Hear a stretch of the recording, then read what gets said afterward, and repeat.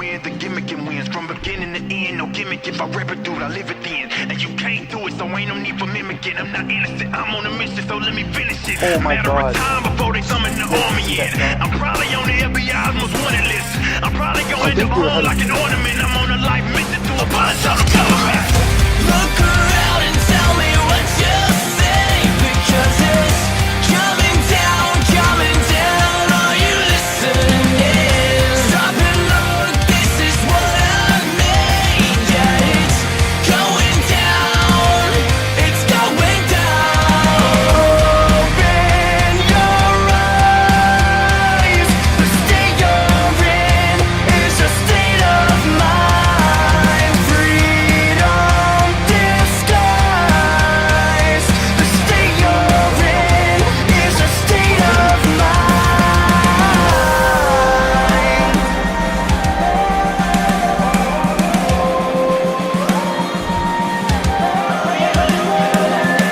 What's up? What's up? How's it going, guys? Welcome back to the Liberty Hour. It's been a couple of weeks again. Sorry about that. Had a scholarship ceremony I had to go to a couple weeks ago, and then last week was commencement for Sierra. And so now we're here on summer vacation. Definitely going to try to put one out, at least one every week for you guys. This will actually be my first all sports show. Just going to mainly talk about sports issues. Possibly one that actually has to do about politics a little bit. Might have an all politics show next week for you guys. I'll introduce my two guests here in 1 second. But I'm going to go ahead and start this off the same way I do every week. Give you guys some scores for some sports throughout the week. So in the NHL conference finals, back on last Sunday, the Vegas Golden Knights beat the Jets 2-1 in Game 5. They are going to be in the Stanley Cup Finals. And then in the Game 7, in the Eastern Conference Finals, the Washington Capitals beat the Lightning 4-0, so it's going to be Knights-Capitals, which is crazy because the Knights' first year in the league, expansion team, and it's amazing what they have been able to do their first year in the league. In baseball today, we have, let me update these scores for you guys. Bottom of the 8th. Rangers are up 8-4. Mets, Brewers 3-3, bottom 9. Bottom 7-5 for Rockies over the Reds. 6-1 Diamondbacks over the A's. It sucks. Bottom 4th. Mariners up 1-0, bottom 3rd over the Twins. Let me go into some more scores here for you guys. Cubs beat the Giants earlier, 6-2. Pirates beat the Cardinals earlier, 8-1. Yankees beat the Angels earlier, 2-1. Jays beat the Phillies, 6-5. Nationals beat the Marlins, 9-5. Tigers beat the White Sox, 5-4. Red Sox beat the Braves, 6-2. Astros beat the Indians, 11-2. Orioles beat the Rays, 2-0. And there are your updates for you guys. Also, in Game 5, we'll be talking, obviously, some basketball playoffs for you guys. Rockets beat the Warriors 98-94, 3-2 in that series, heading back to Golden State tomorrow. And right now, in Game 6 of the Eastern Conference Finals, it looks like the Cavs are going to force a Game 7. It's 107-96 with a minute 40 left. And with all of that being said, I'm going to go ahead and introduce my guests for the show tonight. I've got, who's been on the show once before, Zach Lowe. How's it going? Pretty good, Aaron. Pretty good. How about you? Doing great. And I've also got on for the first time a great friend of mine from back in high school, and it's his first time on the show. Got Dylan Munch with us. How's it going, Dylan? Pretty good. All right, cool. So, a couple of things I wanted to go ahead and talk about before we get into basketball playoffs. I just wanted to say, obviously it's commencement for Sierra last week, and I know it was commencement for you as well, Zach. Congrats for being done with community college as well. I forget, where, I know you're playing basketball. You're going to an NAIA school out east. Where are you going? Vermont. It's called Green Mountain College.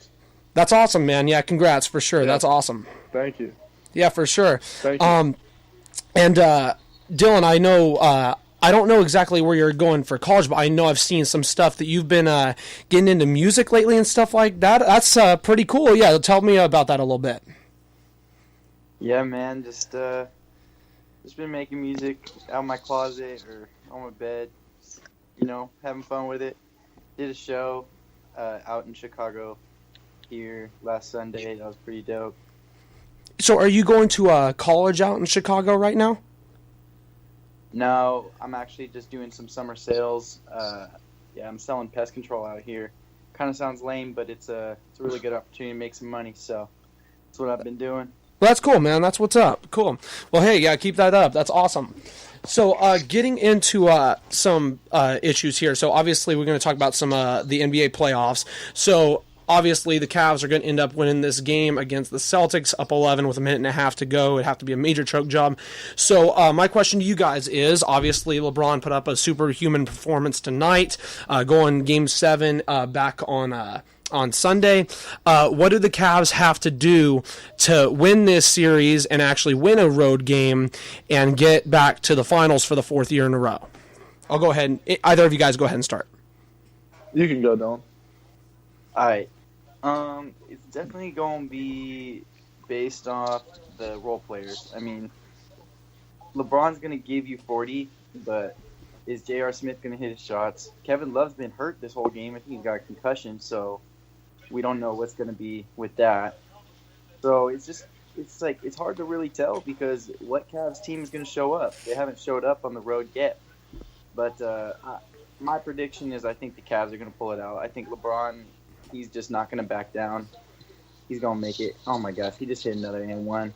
This man is just Yeah, it's crazy. The game's ending as we're speaking. What about you, Zach? No, I have to agree with Dylan. It's all the role players, and it's based on their defense as well. They can defend like they have been at home. I don't know if it's them playing good defense or the Celtics cannot score on the road, but whatever it is, they need to find a way to defend. And then, those role players. But LeBron looked a little – he's been looking – it seems like when his back is against the wall, he'll put tonight he had to have a big game to survive, and he did it. So it's like, why? It just seems like, why can't you do that every game? Why did you – he seems a little passive at times later in the games in Boston, and you just see him do stuff like this, like tonight, and you're like, why can't you do that every night? So he's gonna have to be Superman, and then everyone else is gonna have to be good for them to advance. But I agree. I think they'll win Game 7 because I don't want to face LeBron in a Game 7 when his back against the wall. He's the best. So.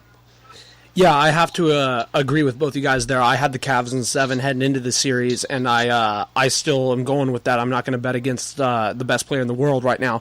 But, what was really interesting is, Dylan, you mentioned the role of the role players playing into that Game 7 win if they're going to win. And you mentioned J.R. Smith. Now, look, I don't want to hit on him too much because, look, he's a good shooter. Over his career, he's been pretty darn phenomenal.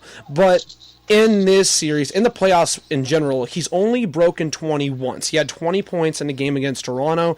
In this series so far, I don't know what his stats were tonight, but I know it was still under 10 points, I'm pretty sure.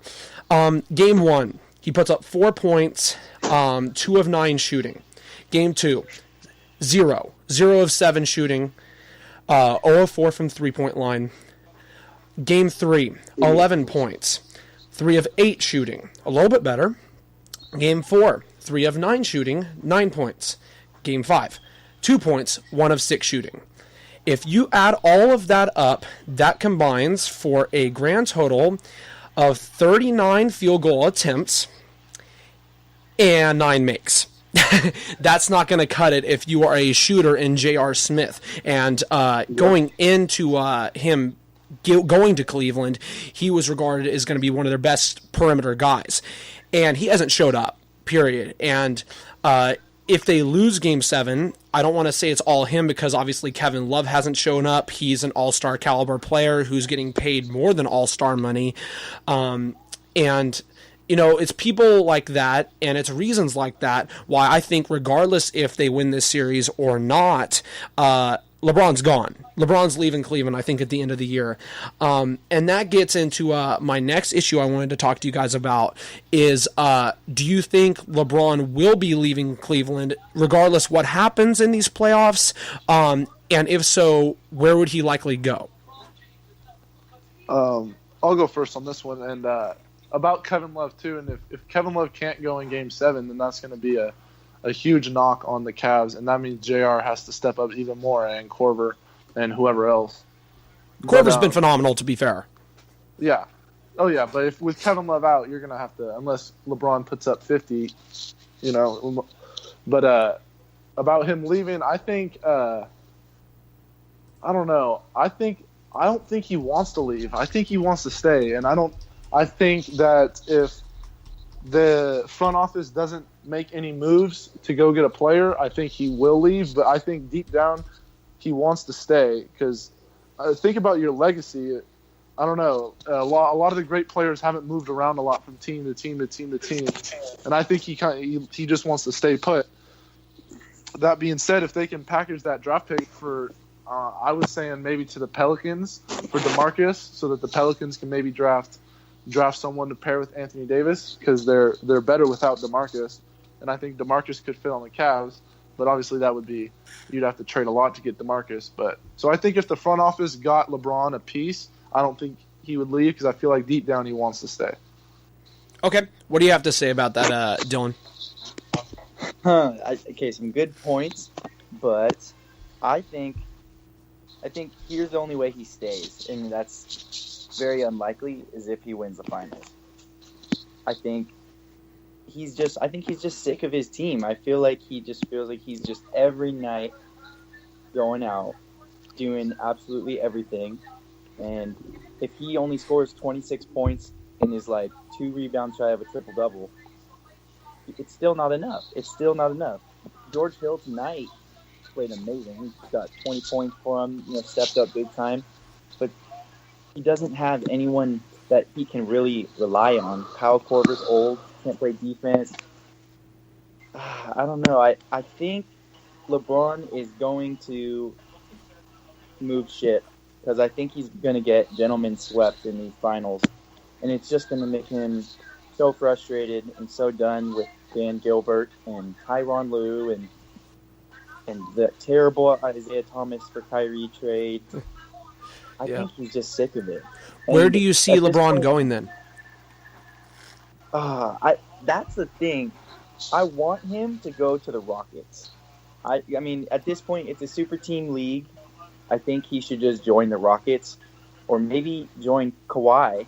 If Kawhi stays in San Antonio, I think he should go to Texas. One of those two teams, and I think that's his best shot. If he joined Kawhi and they're just a 1-2 punch, and they're just like, and they have Greg Popovich, I think that would be amazing. And it's way less of a super team. I don't see that as a hit on his legacy. But I do agree with Zach to the point of he would love to stay in Cleveland if he could win there. But it's just a mess over there in Cleveland. No one wants to play for the Browns for a reason. It's just a mess over there. I don't. Go for it. I was just gonna say I don't think if LeBron should leave, I don't think he should go out west because I think the Rockets have another elite year or two in them, and the Warriors have a lot of elite years left. And the East, you just got to get through young Ben Simmons and young Joel Embiid and the young Celtics for a few years before they really hit their stride. So I think the East still has a 1-2 year lull period before those guys really start becoming superstars. So I don't know. The Knicks would be kind of fun with Porzingis, and then they can attract some free agent talent, hopefully. Or the Sixers would also be cool too. But I don't know. I don't see him leaving. I don't see him doing the whole decision again. Right. Well, I mean, you mentioned, the East has like a 1 to 2 year rollover period until you have the greatness of either the Sixers or the Celtics. And the thing is, with LeBron at 33 years old, how long can he really keep up this level of play? I'll go ahead and respond to your point of where I think LeBron will go and if he will leave. But my 15 minutes are up here on Spreaker for my first part, so I'm going to start up part 2 here for you guys here in 1 sec. I'll be right back.